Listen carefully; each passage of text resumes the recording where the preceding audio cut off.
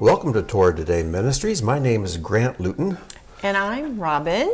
And we're here to discuss for the second time Torah portion Eikev, which is in Deuteronomy 7, verse 12 through 11:25. Because sometimes technology is wonderful and sometimes it's not so wonderful. So we recorded this and we were so happy with how it came out until we went to transfer it and upload it, and it did not get recorded. So anyhow, hopefully this will be as good, maybe better. God must have something in mind for us to have to do this all over again. Well, it's not so much we're happy with all the things we said. We were relieved that we completed this task. Yeah.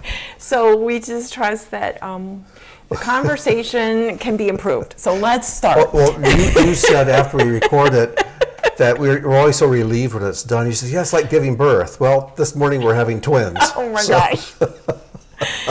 So, Grant, where is this portion and what is it called? Okay, this is Torah portion Eikev. And Eikev comes from the second word of the portion, V'haya Eikev tishma'un. And it shall be because you hearken. Eikev means because. But it also is the word for heel, like the heel of the foot. Right. H-E-E-L. So why does God decide that the word for heel and the word for because or if are the same word? There's always a purpose. Very good question. Always a purpose. And the answer is, if you think about it, is that every time you take a step, your heel is what touches the earth first. When you take a step, it's because you've chosen to take a step.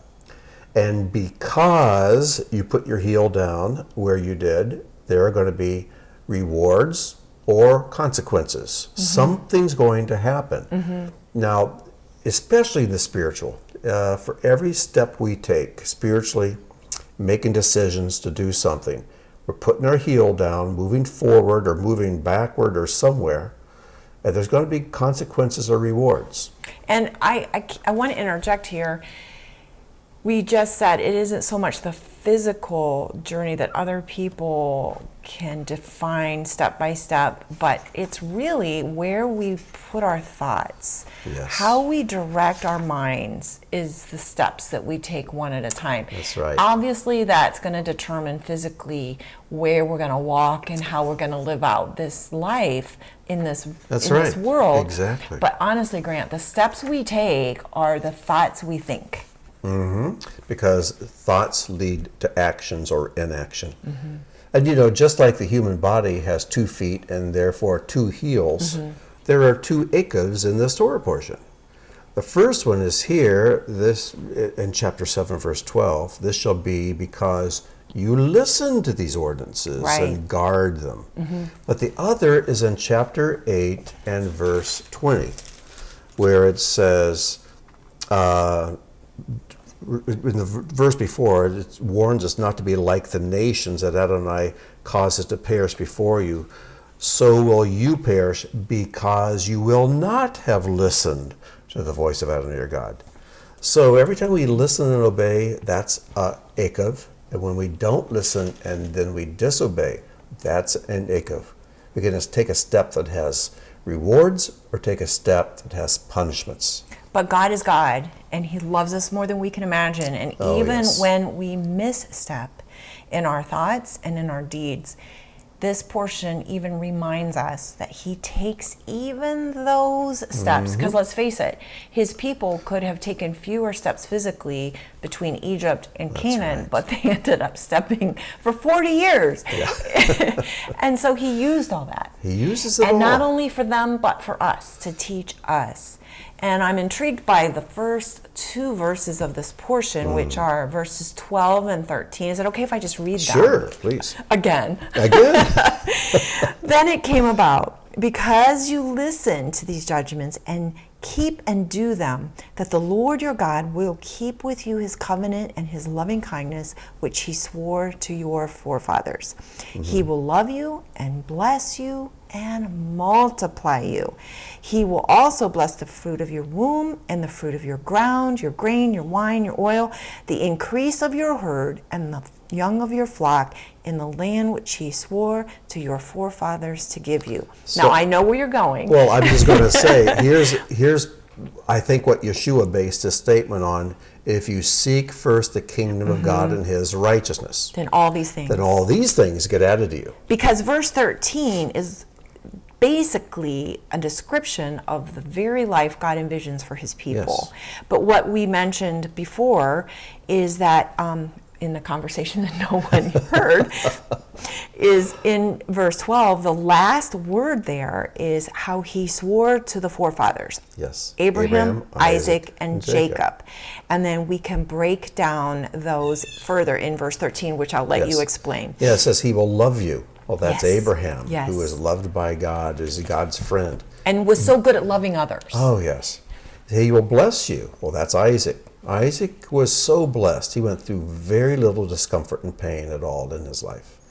And then multiply you, which is obviously Jacob, with his 12 sons and all the daughters he had. So these three men, Abraham, Isaac, and Jacob, portray God's love, God's blessing, and God's multiplication of us. And what's interesting is none of these men were perfect. No. All of them were imperfect, and their imperfections are portrayed for us in the book of Genesis. So it isn't about living a life of perfection. It's about living a life of allowing him to bring us into a state of perfection ultimately in the next world. And they're always pursuing God even though they misstepped. Right. They made mistakes, but they always got it back up. Like it says in Proverbs, it says the righteous man falls 7 times and gets up 7 times. Right. Well, I think that it's encouraging to remember that he only calls us to make this journey one step at a time. Yes. Because it's so easy to feel overwhelmed. We look out at the horizon and we see things that feel like giants that can't be conquered and wild beasts that cannot be tamed, as are both mentioned later in this portion.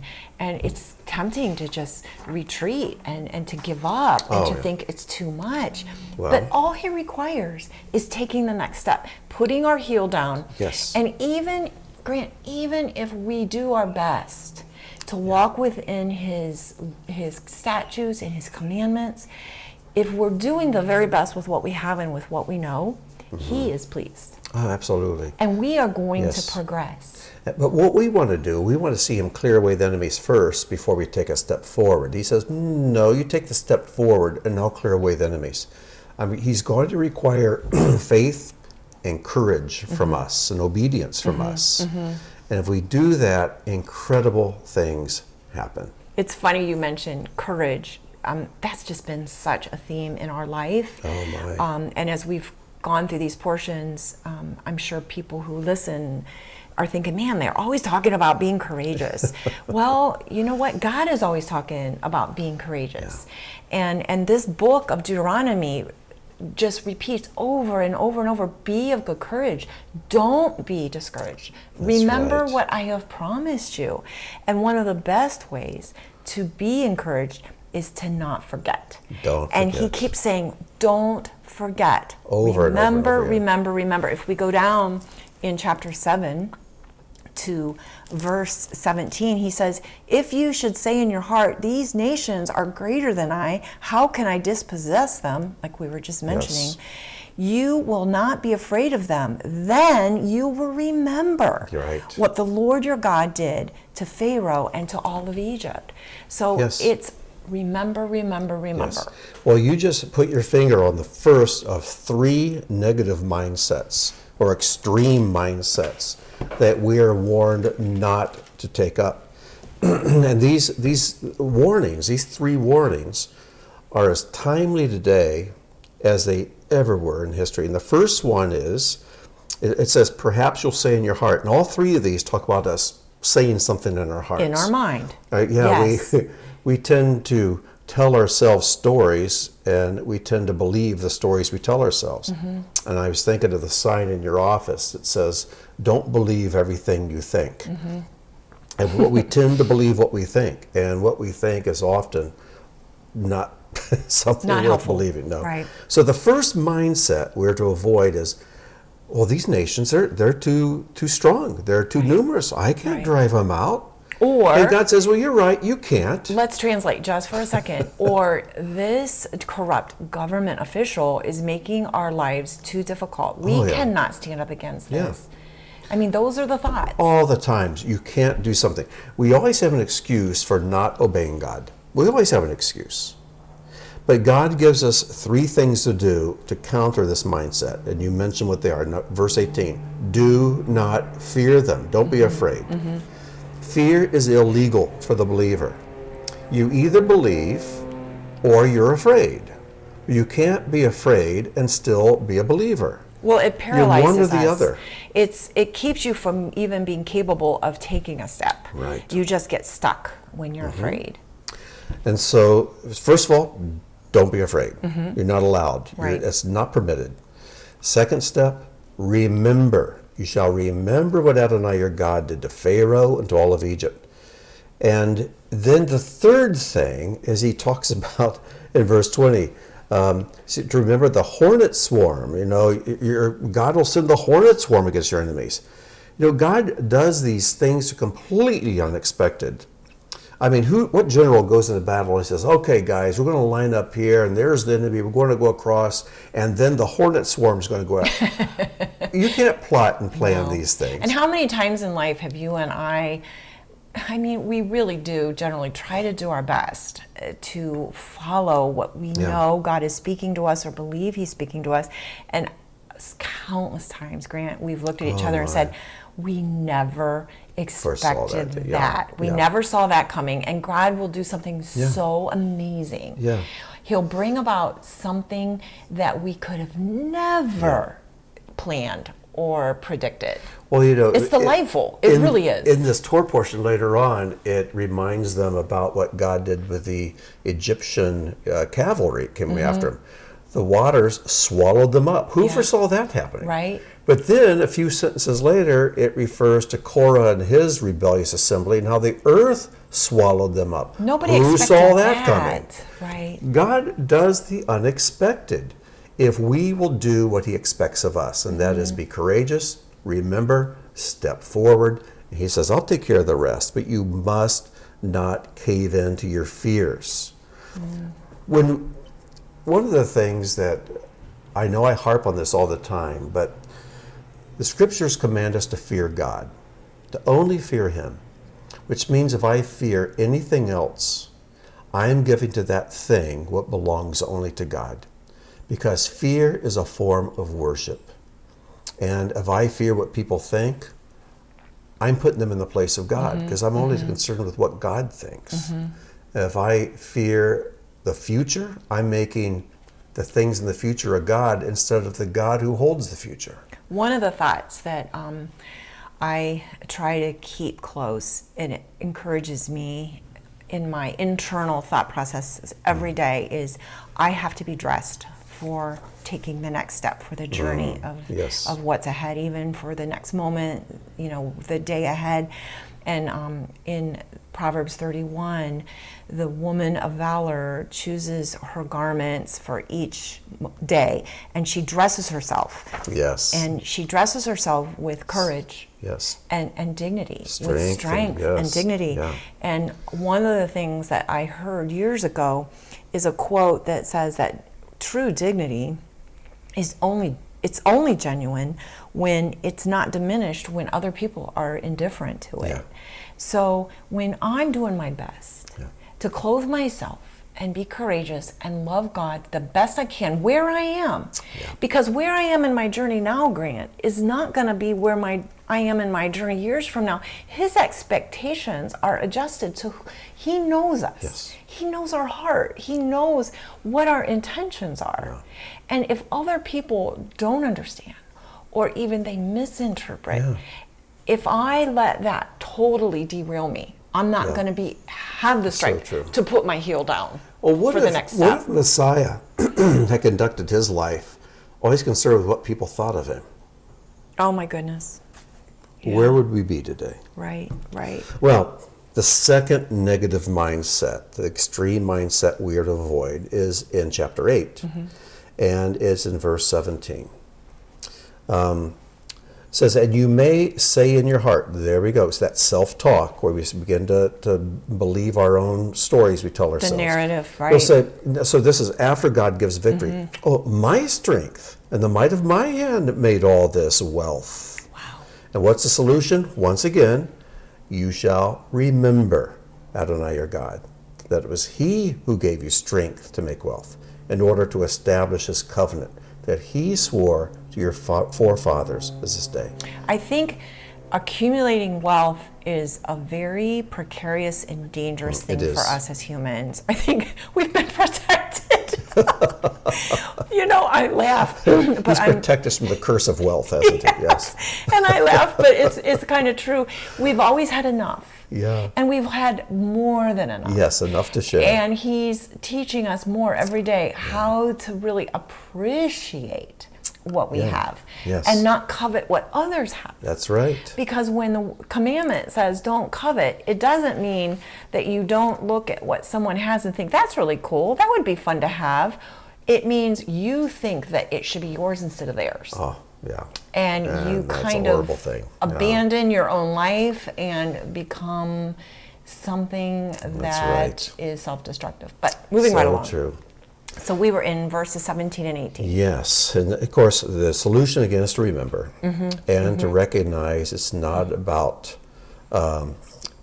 it's not about him. It's about him. It's not about you. Right. This is something He did through you. He allowed you to cooperate and partner with Him, but He's the one who accomplished it. Right. And then the third one is just a few verses on in chapter 9 and verse 4. It says, do not say in your heart, there it is again, when Adonai pushes them away from before you, saying, oh, it's because I'm so righteous. It's because of my righteousness that Adonai brought me to possess the land, and because of the wickedness of these nations that Adonai drieth them away from before you. Not because of your righteousness. Wow. In spite and the of you, not uprightness because of of your heart. you. Yeah. Right. Well, it's because you are so good that He brought you in. But because of the wickedness of these nations, does Adonai your God drive them away from before you. And God made a covenant. He's made a covenant, and He's doing this because He's keeping His promise. And then there again, verse 7, here's the solution. Remember.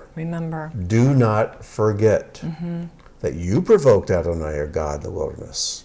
From the day you left the land of Egypt until your arrival at this place, you have been rebels against Adonai. And to remember and never forget that. Why are we so forgetful? Because we forget to remember. We stop remembering. Remembering is something we conscientiously do. And God has built memorials and reminders into our day and to our calendar. And we need to learn to build memorials into our days and calendars. Sometimes I'll have, I don't want to call it a trinket, but sometimes if someone gives me a card or a meaningful gift, I'll put it somewhere, not because I like the object, but because it helps me remember. Yes. It helps me remember something I learned. It helps me remember the person, the conversation we had. And we need to do what's necessary, not to forget. We have to remember. There's another group of three that I have found important that's in this portion, Grant, and it's in chapter 8. And we find these three things mentioned in verses 2 and 3. Well, what do these three things represent? I call these three the three reasons why God led the people through the wilderness. Well, what happens is one of the things that makes me forget God is when I get uncomfortable. That's right. Discomfort makes us very forgetful. And it says in verse 2, you shall remember all the way which the Lord your God has led you in the wilderness these 40 years, that He might, 1, humble you. Yes. And also test you. And also to know what is in your heart. In other words, expose your true intentions, whether you would keep His commandments or not. He humbled you and let you be hungry, like really hungry. The word is actually starve. He humbled you and starved you. So when we get uncomfortable, like I said, we begin to forget. Anyway, it says he humbled you and let you be hungry, but then he fed you with manna, which you did not know, nor did your fathers know. Who could have expected that? Yeah, and I'm going to insert something here. I was thinking about this morning as I was reading through the portion. And this starving for something is a very important phase that God takes all of us through. It's part of the wilderness phase. Mm-hmm. It's like a desperation. He allows us to go to a place of desperation so he can prepare us to give us something we've never experienced before. I think of so many young men, and I had the same experience in my life when I was in my teens, of being so head over heels in love with some girl. And you think it can never get better than this? Oh, this is it. I've met the love of my life, and blah, blah, blah, blah. And then she breaks it off, just breaks it off. In my case, I came back from vacation, called her, and found out she'd gotten married. That was a shocker. Yeah. And you feel like your world's come to an end, and you're starving for something that you once experienced, that you feel like you're totally empty and there's nothing. But God allows that starvation because then he brings along the one. And it's something totally unexpected, so much better. It's like comparing the leeks, garlics, and onions of Egypt with the manna, the heavenly food from heaven that God fed them with. He wants to give us something that we did not know. We didn't even know things could be that good. Well, God always serves the best wine last. Exactly. And finishing that verse in chapter 8, the last part of 3 says, he does this so that you might understand that man doesn't live by bread alone, but by everything that proceeds out of the mouth of the Lord. So he's wanting us to realize there's something so eternal and so satisfying, but you're not going to learn it until you're in this wilderness and you start to feel hungry and thirsty. Speaking of thirsty, if you go down to verse 15 and 16 in this chapter 8, Grant, he says, I led you through the great and terrible wilderness with its fiery serpents and scorpions and thirsty ground where there was no water. I mean, that just sounds mean, right? Oh, yeah. And he brought water for you out of what? An unexpected place. Out of the rock of flint. Yes. Now, a rock producing water is in and of itself pretty miraculous. Yeah, that was unexpected. That was unexpected. But this particular rock is very special. Yes. Why? Well, in 1 Corinthians 10, Paul refers to this rock. He says we all drank from that spiritual rock that followed us, and that rock was Messiah. And why does he say that rock was Messiah? Well, the word for flint in Hebrew is chalamish. If you rearrange the letters, it spells to Messiah, to Mashiach, La Mashiach, to the Messiah. And everything about this rock points to the Messiah. So it's not just any rock. Not just any rock. But he is the one, the source of living water. Yeah, and, well, you know, backing up there to verse 15, the beginning of it, he says he led you through the great and awesome wilderness. Hagadol v'hanora, those two words, great and awesome. We see those words applied to the wilderness. We see those same words applied to God himself. Right. It's an extension. Hagadol v'hanora. When we go through the wilderness, God is actually taking us through his classroom. He's taken us into himself. And the wilderness is an expression of himself.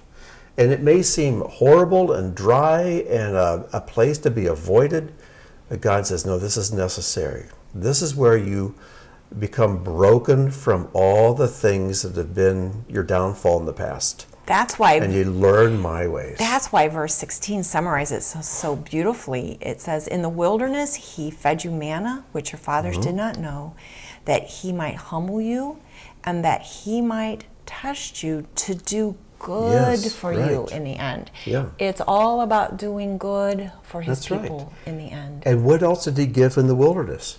He gave us Torah. When we were talking about numbers, which is Bamidbar, the word for wilderness is midbar, but in the word midbar is the word devar, which is the word. He gives the devar in the midbar. Isn't that amazing? Yeah, that's where he has to get us alone, where we are not distracted by other things. And it feels very desolate and bleak. But then God says, I have something to say to you, and I want to say it to you in private. So I'm taking you into the wilderness with me. I'll feed you with heavenly food. I'll give you the best water you ever drank that comes out of a rock of flint. And I'm going to give you my word. Well, I kept thinking about how forgetful we tend to be, and how discouraged we tend to be.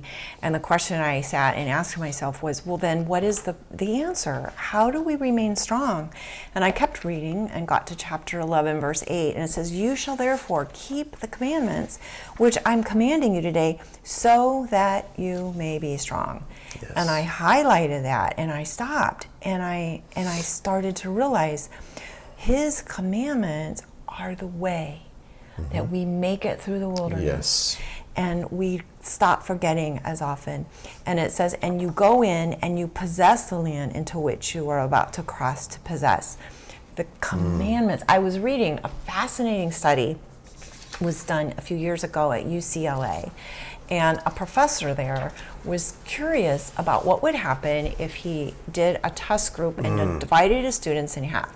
And half of his students, he would require them to read through and think about the 10 Commandments every time they took an exam.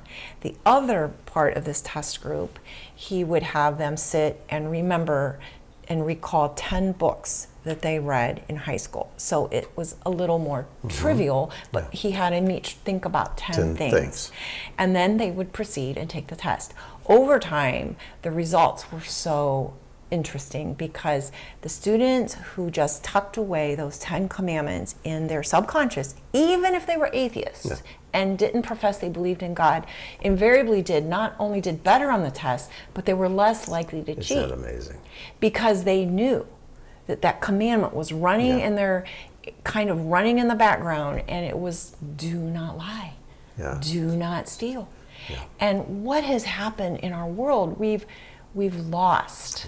We've lost the ability to tap into those 10 commandments as easily. We have to be so intentional and teach them to our children. Well, they were actually feeding their souls on something that proceeded from God's mouth. Right. And it's I'm always challenging people that as human beings, we have to have physical food for our physical bodies, but we must have spiritual food for our spirit, soul and spirit.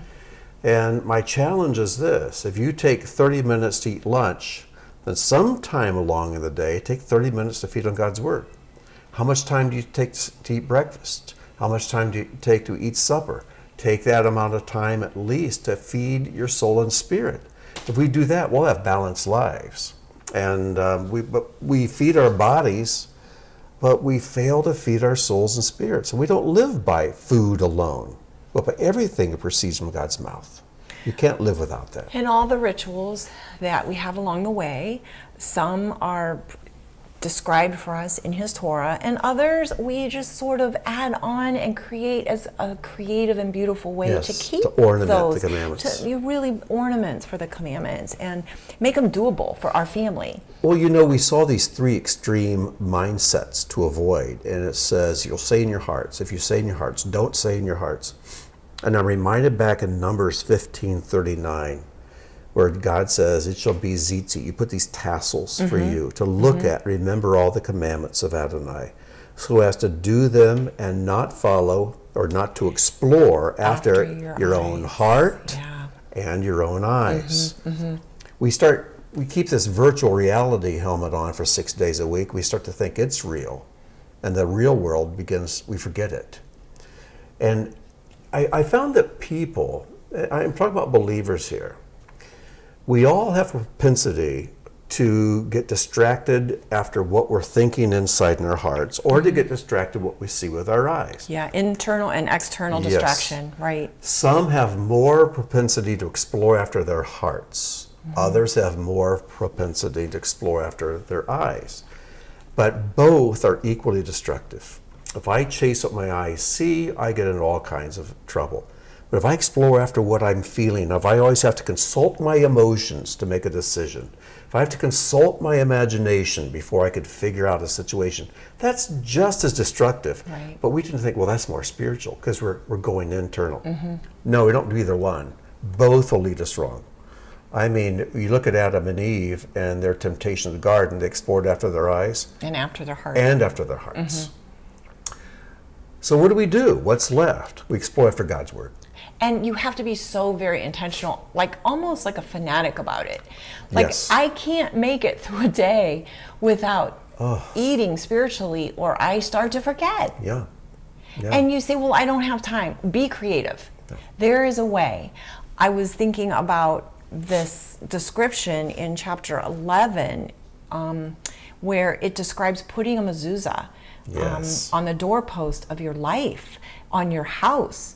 And we will literally take a little box, many of us, and put a scroll, and written on that scroll are the verses that we find here in this chapter between verses 13 and 21.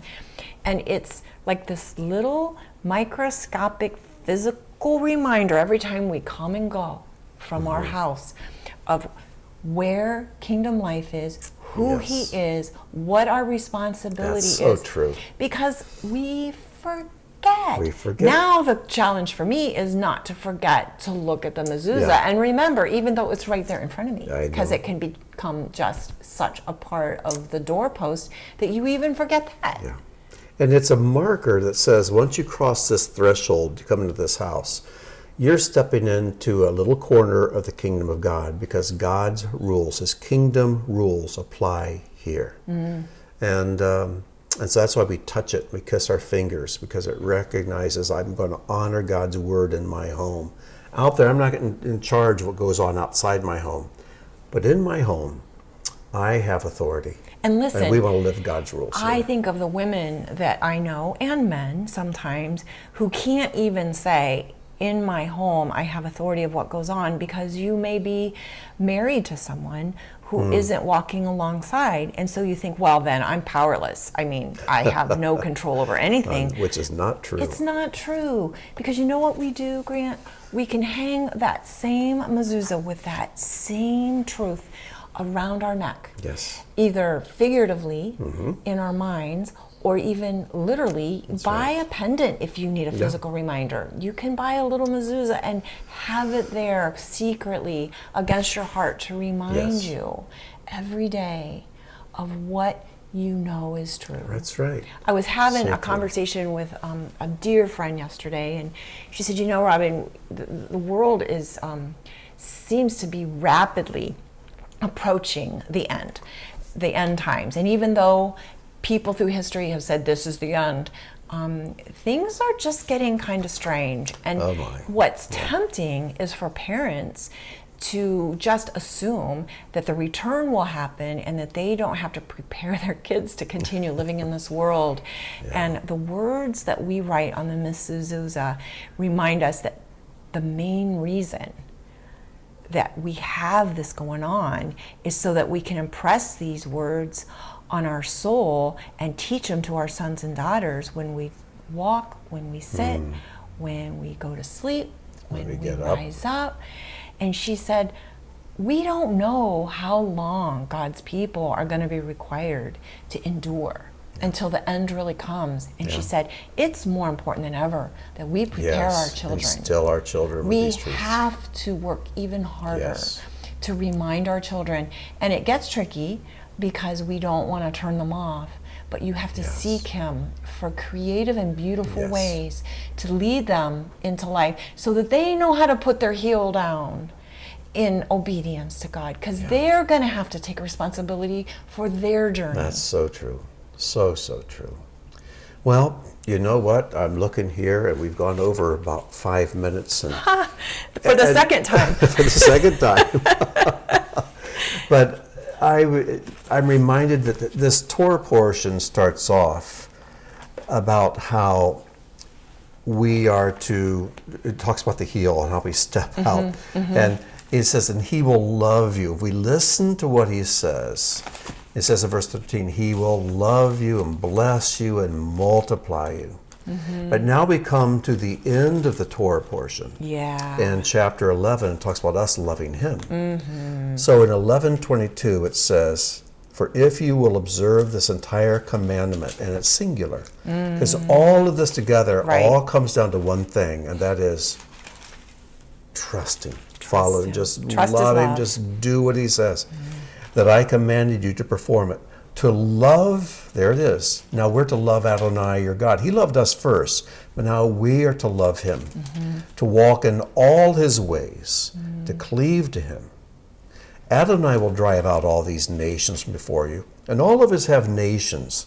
We all have enemies, I should say, that confront us and look like an obstacle to us, that are resisting us. All of us have that. But it says if we'll just love him, keep his commandments, we just walk in faith and courage, he'll take care of all these enemies, all this resistance. And you will drive out greater and mightier nations than yourselves. Every place where the sole of your foot will tread shall be yours. Isn't that something? So we step out with our heel, but then when we put our weight on it, the sole of our foot, now we're invested in that step that we've taken. And we can claim it. He says, I'm going to give it to you. It's so great. It's so great. Yeah. Well, may we not only remember everything he says to us, but may we never, ever begin to accuse him of forgetting us. Oh, my. Because that's what we do. We accuse him of forgetting. He never blinks. He's always watching us out of love. Yes. Yeah. Okay, well, with luck, we can pass this along to our listeners. But we also want to just thank everybody, because just knowing that we're not alone in this journey is so encouraging. It is. And we sense just the unseen masses around the world gathering together around his word and shoulder to shoulder saying, we'll stand. Yeah. And as our other friend yesterday in our little Shabbat group kept saying, she goes, this is the time to strengthen our backs. That's right. We have to be strong for these days and remind each other true. and not forget. That's right. So thank you, everybody, for being a part of this community. And for listening, yes. And for the second time today, we wish you shalom. Shalom, and may everyone. God bless.